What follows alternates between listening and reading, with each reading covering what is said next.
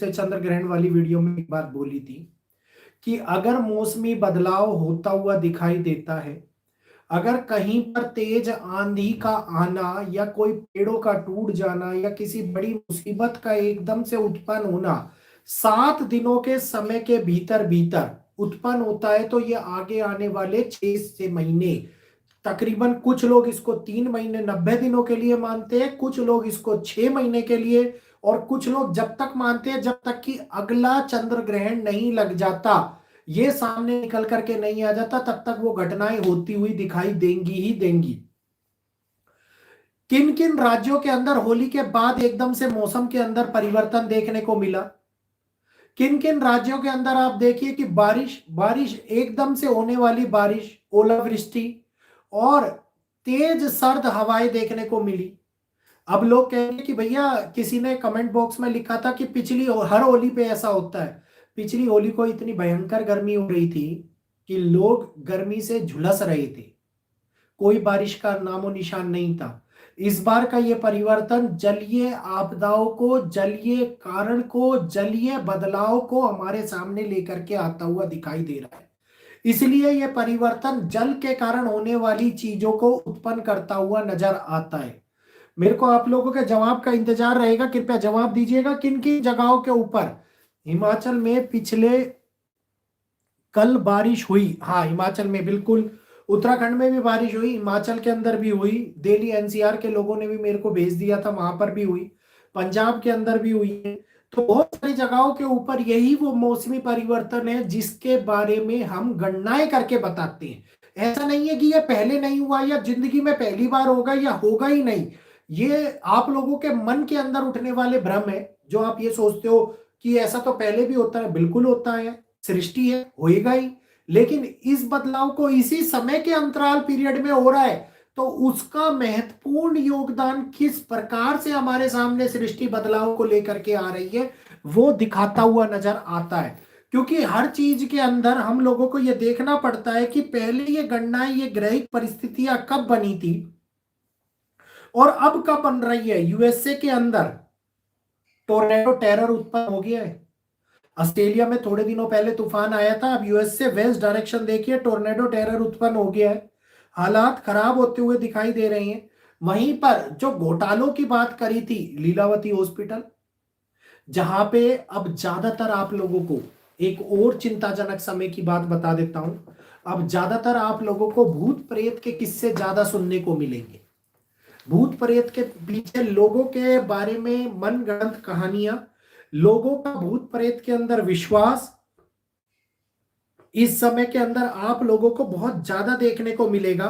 और ये ऐसी बार होता हुआ दिखाई देगा जिसके अंदर हम ये सोचेंगे कि यार, ये दुनिया के अंदर इस समय के ऊपर एग्जिस्ट करते हैं या नहीं करते हैं। और वही फोटोज, वही चीजें, वही वीडियोस आप लोगों को बार बार ये सच्चाई दिखाती हुई नजर आएंगी कि हाँ, ऐसा होगा।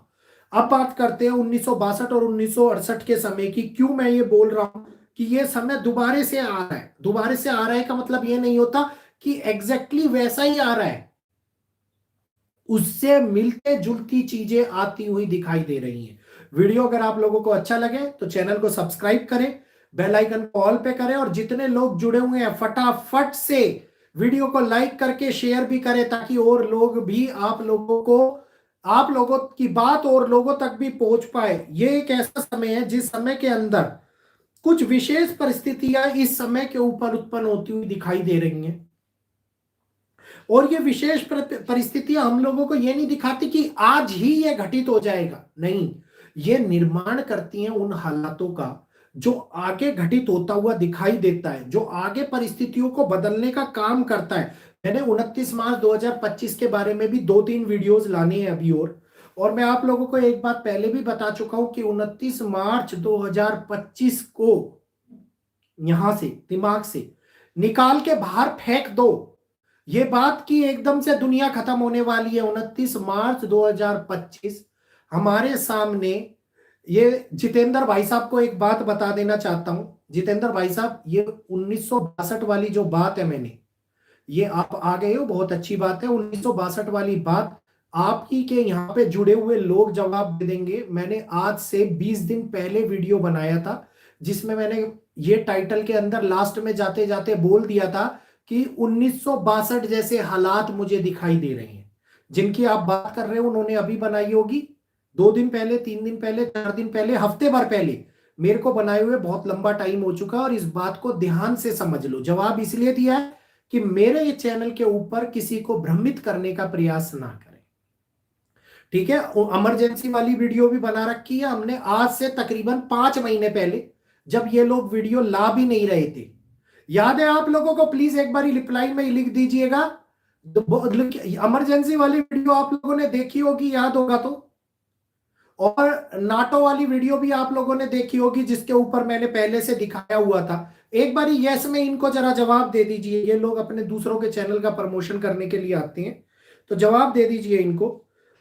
एक ऐसा समय की उत्पत्ति जो हुई थी, जिसके अंदर 5 जनवरी 1962 के अंदर एक ऐसी गोचर बना था, एक ऐसा योग बना था जो हमारे सामने दिखा रहा था कि 1962 वाले हालात। ये देखो, ये डायरी भर चुकी है, ये पूरी भर चुकी है, इससे पुरानी स्क्रिप्ट है ये, जब मैं आप लोगों को बता रहा था कि समय खराब आ रहा है।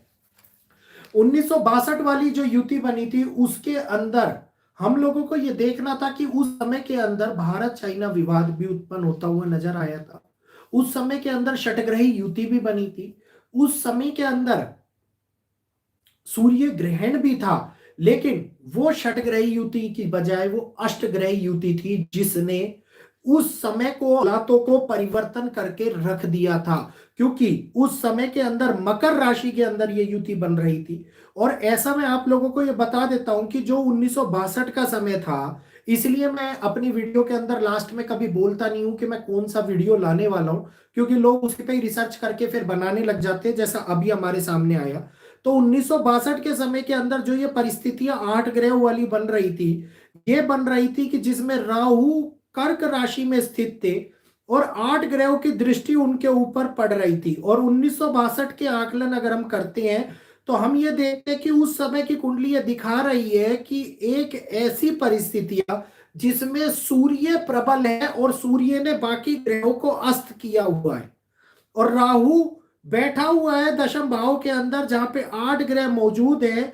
और ये दिखा रहे हैं कि हमारे को ये सामान्य स्थिति केवल और केवल एक ग्रह को ही प्रबलकारी बना रही है, केवल सूर्य को और दूसरा राहु को। बाकी केतु उनके साथ बैठे हुए सूर्य के साथ, तो सूर्य और राहु का ग्रहण योग, जो हमेशा मैं बोल रहा हूं कि ग्रहण योग उत्पन्न होता, ग्रहण योग की उत्पत्ति दिखाई देती है, लेकिन बाकी ग्रहों का कोई प्रभाव दिखाई देता हुआ नजर नहीं आता इस समय के अंदर। इसीलिए जिन लोगों ने 1962 को कैलकुलेट किया है, अभी यहां पे भी ट्विस्ट है, जो लोग 1962 को कैलकुलेट कर रहे हैं वो केवल 1962 सुन के कैलकुलेट कर सकते हैं, लेकिन ये समय नहीं दिखा सकते। क्योंकि इस समय में देखिए कि सूर्य गुरु रोहिणी नक्षत्र पश्चिम दिशा को हानि दिखाना, शुक्र उत्तर भाद्रपदा नक्षत्र इमरजेंसी वाले हालातों को उत्पन्न करना, इस समय के ऊपर शनि पूर्व भाद्रपदा नक्षत्र एकदम से कालखंडित चीजों का पब्लिक के अंदर इंटेंस एम्प्लीफिकेशन को लेकर के आना, केतु उत्तरा फाल्गुनी नक्षत्र जो इंटेंस चीजों को जन्म देता हुआ नजर आता है।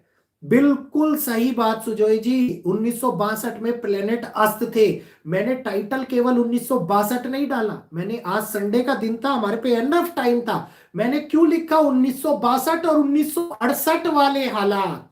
यहीं पर ट्विस्ट था। अगर सारी बात मैं बता दूंगा तो मेरे से पहले ही वीडियो लेकर के आ जाएंगे ना लोग। तो ये जो लेकर के आ गए, केवल कैलकुलेट कर लिया, 8 ग्रहों की युति बनी हुई थी, षटग्रह युति, पंचग्रह युति, अष्टग्रह युति हर 2 साल 3 साल में बनती है। लेकिन इन युतियों का जो विशेष प्रभाव होता है, इन ग्रहिक श्रृंखला का जो विशेष प्रभाव होता है, वो दिखाता है कि किस प्रकार से चीजें बदल रही हैं, किस प्रकार से इस बार की युति इतनी प्रबल क्यों है। लेकिन दुनिया का अंत नहीं करेगी ये अभी भी। और इस समय के अंदर आप देखिए कि भाद्रपदा नक्षत्र, जो केवल ग्रहों का आकलन करते हैं, भूल जाते हैं कि 27 नक्षत्र हमारे बहुत बड़ा योगदान निभाते हैं। भाद्रपदा नक्षत्र इस समय के अंदर बहुत बड़े एक्टिवेशन में है। और भाद्रपदा नक्षत्र के अंदर पराशर मुनि ने कई कई छंद लिखे हुए हैं, मतलब ये कई श्लोकों में उन्होंने वर्णन किया हुआ है इस युति का। नारद मुनि ने वर्णन किया हुआ है इस युति का, और उन्होंने ये बताया हुआ है कि जब भी इस प्रकार की युति या इस प्रकार का समावेश, इस प्रकार की संज्ञा ये हमारे इस समय के अंदर बनती है, ये दिखाती है कि विशेषतः कई दिशाएं प्रभावित होती हुई नजर आएंगी। कई दिशाओं से अभिप्राय, चार दिशाएं नहीं, चार दिशाएं और चार कोने, मतलब आठों जगह प्रभावित होती हुई नजर आती दिखाई देंगी। ये वो समय होगा जब युद्ध अचानक से होने वाली हानियों को दिखाएंगे।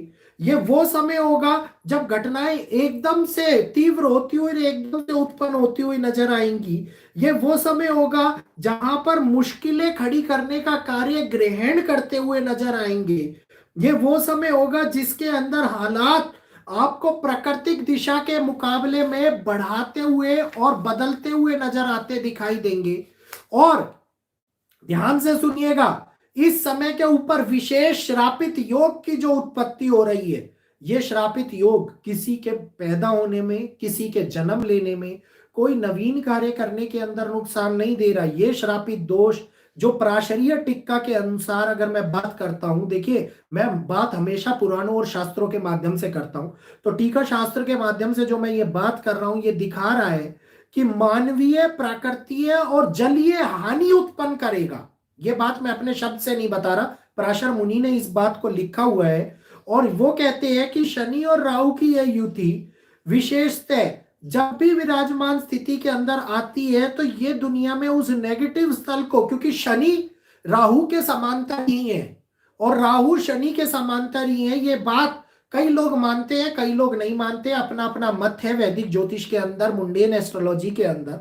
लेकिन इन दोनों की गणनाएं इन हालातों को दिखाती है कि जो सूत्र बोलते हैं उनके अनुसार समय बड़ी आपदाओं को निकाल करके लेकर के आता है। और ये आपदाएं जब भी आएंगी, जिस भी रूप में आएंगी, जिस भी संदर्भ में आएंगी, ये डायरेक्टली मानव को, डायरेक्टली पशु पक्षियों को और डायरेक्टली जीव जगत के अंदर होने वाले हरेक के ऊपर असर डालती हुई नजर आती दिखाई देती हैं। इन स्थितियों के अंदर मृत्यु, अल्प मृत्यु जिसको सुसाइड बोलते हैं, इनका आंकड़ा बढ़ जाता है। एक्सीडेंटल मृत्यु जो एकदम से होने वाली हानि दिखाता है, इनका आंकड़ा बढ़ जाता है।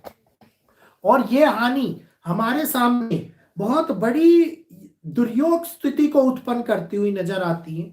इस समय के अंदर जल के अंदर आने वाले भूकंप, जलीय हानि, नदियों के अंदर आने वाले भूकंप, नदियों के द्वारा होने वाली जल की हानि, या डैम को होने वाला नुकसान, या डैम की स्थिति में आने वाला कोई जर्जर प्रभाव जिसके कारण अकस्मातिक एकदम से होने वाली बड़ी आपदा, जिसको मानव निर्मित आपदा का हो या प्राकृतिक निर्मित आपदा का हो, दोनों ही अपने चरम के ऊपर होती हुई दिखाई देती है।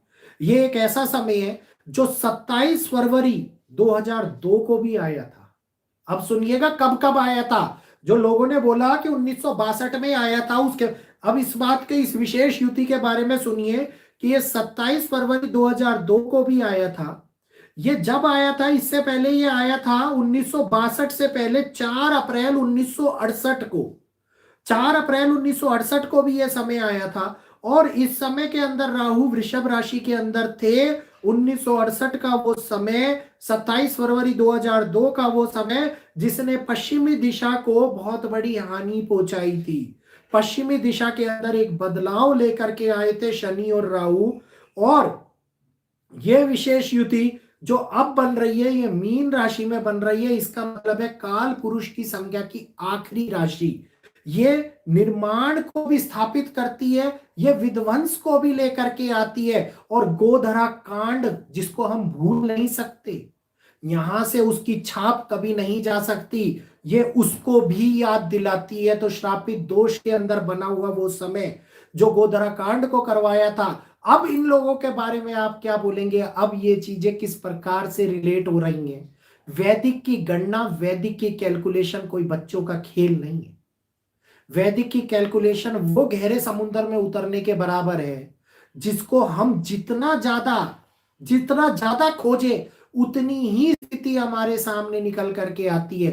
तो ये रिलेट कर रहा है उस गोधरा कांड वाले समय से, ये रिलेट कर रहा है उस समय से जो 1968 के अंदर वेस्ट के किंग की, क्या नाम था उनका, लूथर लूथर मार्टिन, दो किंग की हत्या हुई थी, मेरे को नाम याद नहीं आ रहा उनका। उनकी हत्या, मार्टिन लूथर, शायद मार्टिन लूथर था। उनकी हत्या जो हुई थी उसने वेस्ट को झंझोड़ के रख दिया था। एक नई बदलाव की लहर उत्पन्न हो गई थी। और अब ये जो बदलाव उत्पन्न हो रहा है, ये वो समय निकाल रहा है जिसके अंदर लोकल्स और बाहरी लोग, इस समय के ऊपर भारतीय और मूल भारतीय और एशियन लोग इस समय के ऊपर पीड़ित होते हुए नजर आने वाले हैं। पश्चिमी दिशाओं से उत्पन्न होने वाली उन आंधियों की चपेट में आने वाले हैं, जो आंधी अपने साथ में इन लोगों को बहा करके ले जाएगी। तो अब इस बात को देखिए कि विशेषतः मीन राशि जो एक नया निर्माण करेगी, अगली काल पुरुष की कुंडली की स्टार्टिंग करेगी। ये स्टार्टिंग अब इस समय से पहले होने वाले उस चरित्र का, उस बदलाव का, उस प्राकृतिक नियम को लेकर के आ रही है, जो मुश्किलों को बनाता हुआ नजर आ रहा है, संकट काल को उत्पन्न करता हुआ नजर आ रहा है। गुरु दिखाते हैं इस समय के अंदर की उत्पन्न होने वाली धन की हानि, फाइनेंशियल क्राइसिस, इकोनॉमिकल बदलाव, ग्लोबल इकोनॉमी का खराब होना, सबसे मुश्किल समय को बहुत बड़े एंड टाइम रिसेशन की शुरुआत करवाना अब उत्पन्न होगा। और एक चीज और बताऊं, केवल 29-30 मार्च को जो षटग्रही युति बन रही है, इसके बाद में इन षटग्रही युति में से चंद्रमा निकल जाएंगे। ये इतना ज्यादा प्रबल योग बना दिया, इतना ज्यादा उड़पी, इसको ये कहिए उड़ा दिया कि षटग्रह युति, षटग्रह युति। चंद्रमा जैसे ही राशि परिवर्तन करेंगे, ये 13 अप्रैल तक पंचग्रह युति काम करेगी। और पंचग्रह युति का ये निर्माण, जिसके अंदर होने वाले बदलाव आगे 14 अप्रैल की स्थिति को हमारे सामने लाएंगे। तो the most important time is not 29 March 2025, the most important time will be start at 14 April 2025। इसके बाद से जो समय शुरू होगा, क्योंकि मार्च तो खत्म हो ही जाएगा। 29 मार्च, मार्च केवल इसलिए रह गया क्योंकि मार्च एंड में ये युति बन रही है, तो मार्च तो खत्म हो जाएगा, मार्च की तो कल्पना में निकल जाएगा। इसके बाद में जो योग बनेगा अप्रैल का, विध्वंस का, हालातों को बदलने का, ये शुरू होता हुआ नजर आएगा आपको अप्रैल माह के बाद से। और जिन लोगों के मन के अंदर अभी भी एक सवाल उत्पन्न हो रहा है, एक ये कहिए, एक ऐसा बदलाव हमारे सामने दिखाई दे रहा है जो ये आपको झंझोड़ के रख रहा हो कि हाँ, दुनिया के अंदर बहुत सारे लाखों लोग मरने वाले हैं। तो लाखों लोग तो नहीं, मृत्यु दर आंकड़ा बढ़ेगा, लेकिन वो संख्या जो करोड़ों की बचने वाली है, वो आती हुई अभी मुझे नहीं दिखाई दे रही। तो भ्रम में ना पड़ो, किसी भी अज्ञात स्थिति में ना फंसो, किसी भी ऐसे संदर्भ में ना फंसो जो आप लोगों को परेशान करे। ये उत्पन्न कर रहा है समय धार्मिक स्थापना का, ये उत्पन्न कर रहा है समय धार्मिक विवादों का।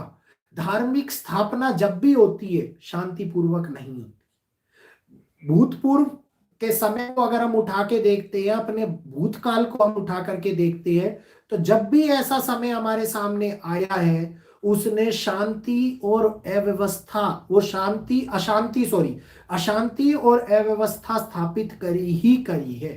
तो शांति को लाने से पहले अशांति आती ही आती है। जैसे सुख और दुख एक पलड़े के, ये कहिए कि दो पलड़े हैं एक तराजू के, तो उसी हिसाब से शांति अशांति, सुख दुख, निर्माण विनाश, ये एक पहलू है इस जीवन के आधार के। तो इसको समझिए।